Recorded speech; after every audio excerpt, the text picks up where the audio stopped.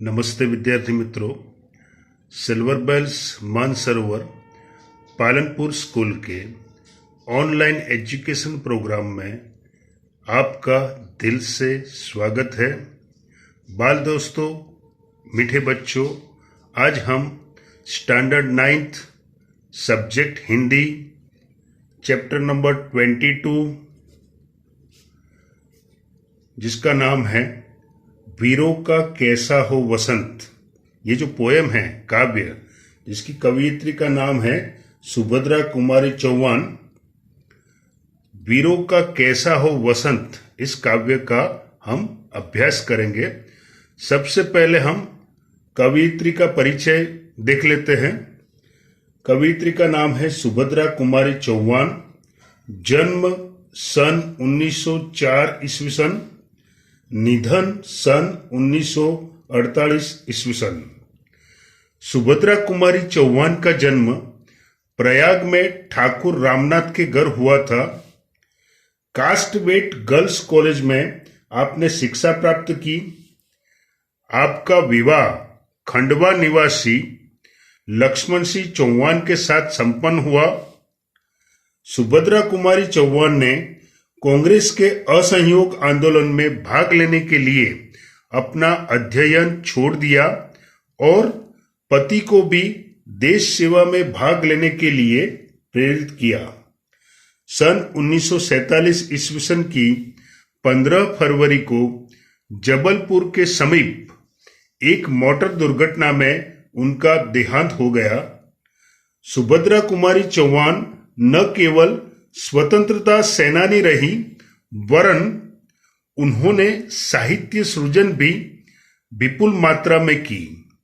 मुकुल व त्रिधारा इनके काव्य संग्रह है। बिखरे मोती, उन्मादिनी, सीधे साधे चित्र कहानी संग्रह है। बिखरे मोती नामक पुस्तक पर उन्हें सकेसरिया पुरस्कार प्रदान किया गया था। सुभद्रा कुमारी चौहान की भाषा शैली सरल और सुबोध है।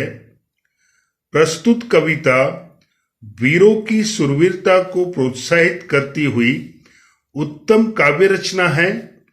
पूर्व, पश्चिम, उत्तर, दक्षिण चारों दिशाएं पुकार रही है। पर्वत, हल्दी घाटी, सिंहगढ़ भी तैनात हो गए हैं। तो वीरों का कैसा हो वसंत कहकर कवयित्री ने शूरवीरों का उत्साह बढ़ाया है।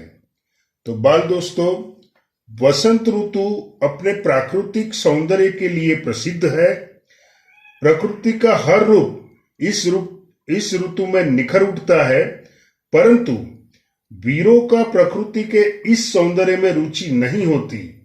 उन्हें तो उन शत्रुओं से लड़ने और उन्हें परास्त करने में रुचि होती है जो अनीति और अन्याय के सिवा कुछ नहीं जानते। उन्हें बाग बगीचे नहीं, बल्कि वे स्थान पसंद होते हैं जहां शौर्य और पराक्रम के फूल खिलते हैं। प्रस्तुत कविता में कवयित्री ने यही बताया है कि वीरों का वसंत कैसा होना चाहिए।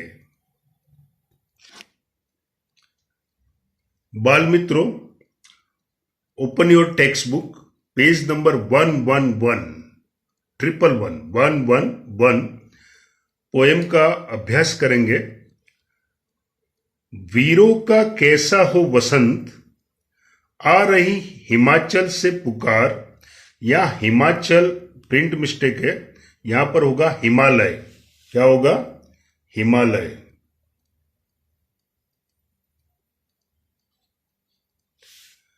है उद्धी गरजता बार बार, प्राचीन, पश्चिम, भू, नभ, अपार, सब पूछ रहे हैं दिग दिगंत, वीरों का कैसा हो वसंत। तो बाल दोस्तों, बसंत ऋतु का नाम आपने सुना होगा, एहसास भी किया होगा। देखो, मुख्य 3 ऋतु है। विंटर, जिसको हम हिंदी में जाड़े की ऋतु भी कहते हैं, तो हम लोग कंप्लेन करते हैं कि भाई जाड़े की ऋतु है विंटर, उसमें ठंड ज्यादा लगती है। फिर समर, यानी गर्मी की ऋतु। तो गर्मी की ऋतु में हम कंप्लेन करते हैं कि गर्मी ज्यादा लगती है। फिर ऋतु आती है बरसात, मॉनसून, उसमें हम कंप्लेन करते हैं कि रास्ते पर कादव कीचड़ हो जाता है। तो इंसान जो है वो कंप्लेन रजिस्टर हो गया है। ये जो वसंत ऋतु है, ये एक ऐसी ऋतु है, ये ऋतुओं का राजा है वसंत। बसंत ऋतु में न ज्यादा ठंडी होती है, न ज्यादा गर्मी होती है। आसमान भी निरभ्र होता है, मतलब आसमान भी साफ होता है और फूल खिलते हैं। तो यहां पर कवियत्री ने हम लोगों के लिए जो बसंत है और जो सुरवीर है उनके लिए बसंत कैसा होगा उसके बारे में बताया है। तो वीरों का कैसा हो वसंत, आ रही हिमालय से पुकार, ये हिमाचल नहीं है, हिमालय है। आ रही हिमालय से पुकार है, उद्दी गरजता बार बार, प्राची पश्चिम भू नभ अपार। सब पूछ रहे हैं दिग दिगंत, वीरों का कैसा हो वसंत। तो कहने का मतलब है हिमालय पुकार कर पूछ रहा है, हिमालय पुकार कर पूछ रहा है। और उद्दी, उद्दी का मतलब क्या होगा, सागर। उद्दी का मतलब सागर। तो हिमालय पुकार कर पूछ रहा है और सागर भी गरजता बार बार, मतलब बार बार गरज गरज कर पूछ रहा है। प्राची, प्राची का मतलब होगा पूर्व, ये दिशा का नाम है।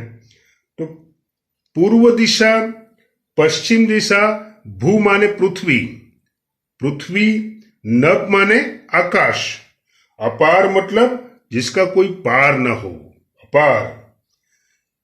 सब पूछ रहे दिग दिगंत, यानी सारी दिशाएं भी पूछ रही है, दिशाओं का कोई अंत होता नहीं है। क्या पूछ रही है, वीरों का कैसा हो वसंत। फिर से देख लो, हिमालय पुकार कर पूछ रहा है और जो समुद्र है वो गरज गरज कर बार बार ये पूछ रहा है। और प्राची पूर्व दिशा, पश्चिम दिशा, धरती, आकाश, दिशाएं, अपार, ये सब पूछ रहे हैं वीरों का कैसा हो वसंत। जो सचमुच में सुरवीर है उनकी बसंत ऋतु कैसे होगी। अब आगे देखते हैं। फूली सरसों ने दिया रंग, मधु लेकर आ पहुंचा अनंग।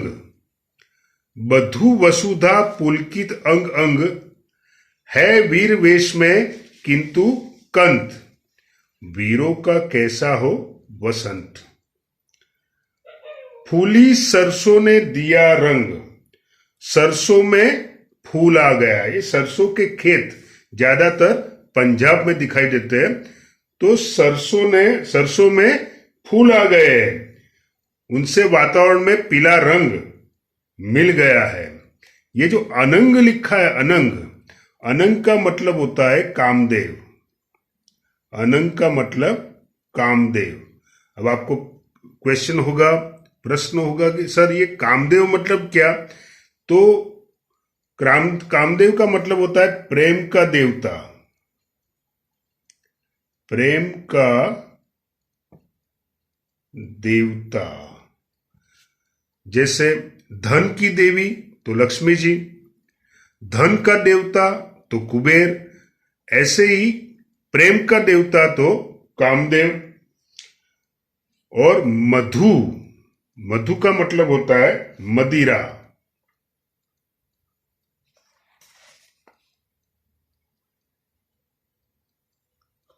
मधु का मतलब मदिरा। अनंग मतलब कामदेव। और वसुधा है, वसुधा का मतलब होता है, क्या होता है, पृथ्वी या धरती। पुलकित का मतलब होता है खुश होना, खुश होना। और कंत, कंत का मतलब होता है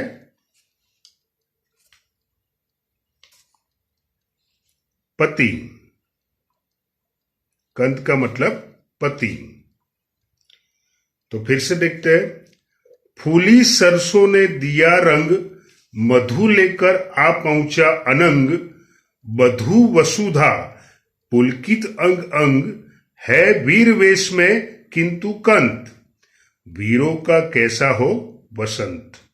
फूली सरसों ने दिया रंग, सरसों में फूल आ गए हैं और सरसों का जो पीला रंग है वो वातावरण में मिल गया है। मधु लेकर आ पहुंचा अनंग, यानी कामदेव भी प्रेम की मदिरा लेकर आ पहुंचा है। बधू वसुधा, पृथ्वी जो है वो नववधू की तरह, पृथ्वी जो है वो दुल्हन की तरह सजकर प्रसन्न हो रही है वीर वेश में किंतु कंत, जो वीर पुरुष है, जो नायक है, उसको इसमें प्राकृतिक सौंदर्य में कोई दिलचस्पी नहीं है, उसको तो युद्ध में ही दिलचस्पी है, शौर्य और पराक्रम में ही दिलचस्पी है। तो वीरों का कैसा हो वसंत, क्योंकि पृथ्वी सज धज कर तैयार हुई है, कामदेव मदिरा लेकर आया है, प्रेम का जो देवता है वो मदिरा लेकर आया है। पूरी पृथ्वी, वसुधा माने पृथ्वी, वो नववधू की तरह, दुल्हन की तरह सज धज कर तैयार हो गई है और खुश हो रही है। उसका प्रत्येक अंग वो खुश हो रहा है। लेकिन जो वीर वेश में है, जो सुरवीर है, उसको कोई भी इंटरेस्ट नहीं है, उसको तो शौर्य और पराक्रम में रस है। भर रही कोकिला इधर तान, मारू बाजे पर उधर गान, है रंग और रण का विधान, मिलने आए हैं आदि अंत, वीरों का कैसा हो वसंत। भर रही कोकिला इधर तान, कोकिला का मतलब होता है कोयल, कोकिला का मतलब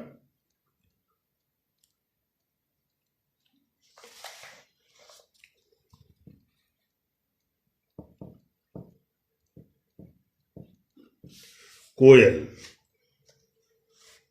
और तान मतलब वो अपनी मस्ती में कूक रही है। भर रही कोकिला इधर तान, इधर कोयल बसंत ऋतु में भर भर कर कूक रही है, मतलब खुश होकर, कोयल की जो आवाज है उसको कूकना बोलते हैं। तो बसंत ऋतु में इधर कोयल ताने भर भर कर कूक रही है, मारू बाजे पर उधर गान, और उधर युद्ध के बाजे, युद्ध के बाजे बज रहे हैं। यानी एक तरफ कोयल कूक रही है और दूसरी तरफ युद्ध के बाजे बज रहे हैं। है रंग और रण का विधान, है रंग, रंग मतलब बसंत का रंग, एक तरफ बसंत का रंग है और दूसरी तरफ रण, रण मतलब युद्ध का मैदान, रण मतलब युद्ध का मैदान। तो एक तरफ बसंत का रंग है और दूसरी तरफ युद्ध का जो मैदान है वहां पर युद्ध की तैयारी हो रही है। मिलने आए हैं आदि अंत, मिलने आए हैं आदि अंत मतलब ऐसा लगता है जैसे आदि, शुरुआत और अंत, यानी जीवन और मृत्यु आज एक साथ मिलने आए हैं। जीवन के दो पहलू, जीवन और मृत्यु, शुरुआत और अंत, दोनों आज साथ में मिलने आए हैं और पूछ रहे हैं वीरों का कैसा हो वसंत। फिर से, भर रही कोकिला इधर तान, इधर कोयल ताने भर भर कर कूक रही है, मारू बाजे पर उधर गान, उधर युद्ध के बाजे युद्ध भूमि में बज रहे हैं। है रंग और रण का विधान, एक तरफ बसंत का रंग है और दूसरी तरफ रण, रण मतलब युद्ध का मैदान, वहां पर युद्ध की तैयारी हो रही है। मिलने आए हैं आदि अंत, आज ऐसा लग रहा है शुरुआत और अंत दोनों एक साथ मिलने आए हैं। इसका मतलब जन्म और मृत्यु दोनों एक साथ आए हैं और ये कह रहे हैं वीरों का कैसा हो वसंत, वीरों का वसंत कैसा होना चाहिए। कह दे अतीत अब मौन त्याग, कह दे अतीत अब मौन त्याग, लंके तुझ में क्यों लगी आग। हे कुरुक्षेत्र अब जाग जाग, बतला अपने अनुभव अनंत, वीरों का कैसा हो वसंत। कह दे अतीत अब मौन त्याग। हे अतीत, अतीत माने भूतकाल, पास्ट टेंस। तो भूतकाल में जो युद्ध हुए उसके बारे में कवियत्री बताती है। कह दे अतीत, हे अतीत अब मौन त्याग, अब तुम चुप मत रहो, मौन को त्याग दो और बोलो। क्या बोलना है? हे लंके, हे लंका, लंका का नाम आपने सुना होगा रामायण के अंदर। तो हे लंका तुझ में क्यों लगी आग, तुम भी बता दो कि तुम में हनुमान ने आग क्यों लगाई थी। हे कुरुक्षेत्र जाग जाग, हे कुरुक्षेत्र तुम भी जागकर बता दो कि महाभारत का युद्ध क्यों हुआ था। बतला अपने अनुभव अनंत। हे लंका, हे कुरुक्षेत्र अपने जो अनंत अनुभव है वो तुम बताओ और बताओ कि वीरों का कैसा हो वसंत। जो सचमुच में शूरवीर है, सचमुच में वीर है, उनका वसंत कैसा होगा। हल्दी घाटी के शिलाखंड, ए दुर्ग सिंहगढ़ के प्रचंड, राणा ताना का कर घमंड, दो जगह आज स्मृतियां ज्वलंत, वीरों का कैसा हो वसंत। तो हल्दी घाटी के पत्थरों, हल्दी घाटी के शिलाखंड मतलब पत्थर, हल्दी घाटी के पत्थरों, ए दुर्ग सिंहगढ़ के प्रचंड, सिंहगढ़ के मजबूत किले, राणा ताना, राणा मतलब महाराणा प्रताप और ताना मतलब तानाजी। तो राणा महाराणा प्रताप और तानाजी के स्वाभिमान को याद करो। घमंड मतलब यहां अभिमान नहीं, स्वाभिमान, स्वाभिमान को याद करो। दो जगह आज स्मृतियां ज्वलंत, वीरों का कैसा हो वसंत। तो आप महाराणा प्रताप और तानाजी के स्वाभिमान को याद करके बता दो दुनिया को कि वीरों का बसंत कैसा होता है। यहाँ हल्दी घाटी की बात की गई है और सिंहगढ़ किले की बात की गई है। तो मुगल सम्राट अकबर अनेक राजपूत राजाओं को अपने अधीन करना चाहता था। अकबर बादशाह का नाम आपने सुना होगा, परंतु सफल नहीं हुआ। महाराणा प्रताप अपनी स्वाधीनता गंवाने के लिए तैयार नहीं हुए। अंत में हल्दी घाटी के मैदान में अकबर और राणा प्रताप की सेनाओं में भयंकर युद्ध हुआ। इसी प्रकार सिंहगढ़ भी मुसलमान शासक के अधीन था। उस पर अधिकार करने के लिए शिवाजी महाराज के वीर सरदार तानाजी ने उस पर आक्रमण किया। कड़ी टक्कर के बाद सिंहगढ़ हाथ में आया, पर अद्भुत वीरता दिखाते हुए तानाजी मालसुरे शहीद हो गया। जब ये सिंहगढ़ का किला जीता था तो तानाजी मालसुरे, जब युद्ध हुआ तब तानाजी मालसुरे के बेटे की शादी थी, मैरिज था, लेकिन बेटे का मैरिज विवाह छोड़कर भी तानाजी युद्ध करने गए थे और सिंहगढ़ का किला उन्होंने फतेह किया था, जीत लिया था, लेकिन उनकी मृत्यु हो गई। जब छत्रपति शिवाजी ने अपनी जीजाबाई को, अपनी मां को जब ये समाचार दिया, तब एक वाक्य कहा था, वो पंक्ति, वो वाक्य आज भी बहुत फेमस है, घड़ाला पर सिंह गेला। आई रिपीट, घड़ाला पर सिंह गेला। तो ये हल्दी घाटी और सिंहगढ़ की बात की गई है। राणा मतलब महाराणा प्रताप और ताना मतलब तानाजी मालसुरे, ये दोनों पराक्रमी थे और अपनी जिंदगी को एग्जाम्पल के तौर पर, एक सुरवीरता के तौर पर वो रख कर गए थे। तो कवियत्री ने आज उनको याद किया है। आगे देखते हैं। भूषण अथवा कवि चंद नहीं, बिजली भर दे वो छंद नहीं, है कलम बंदी स्वच्छंद नहीं, फिर हमें बतावे कौन हंत, वीरों का कैसा हो बसंत। आज भूषण और चंद बरदाई ये कवियों के नाम हैं। भूषण और चंद बरदाई ये कवि के नाम हैं। तो आज भूषण और चंद बरदाई जैसे वीर रस के कवि नहीं है। जो बिजली भर दे वह छंद नहीं है। छंद मतलब यहां पर होगा कविता। ऐसी कोई कविता नहीं है कि इंसान के दिलो दिमाग में बिजली भर दे, सुरवीरता भर दे। वीर रस के कोई कवि आज नहीं है कलम बंदी स्वच्छंद नहीं। आज कलम को बांधा गया है, यानी कलम पर भी पाबंदी लग गई है। खुलकर कुछ लिखना भी संभव नहीं है। फिर हमें बतावे कौन। दुर्भाग्य है, हंत मतलब दुर्भाग्य, हमारा दुर्भाग्य है कि हमें कौन बताए कि वीरों का वसंत कैसा हो।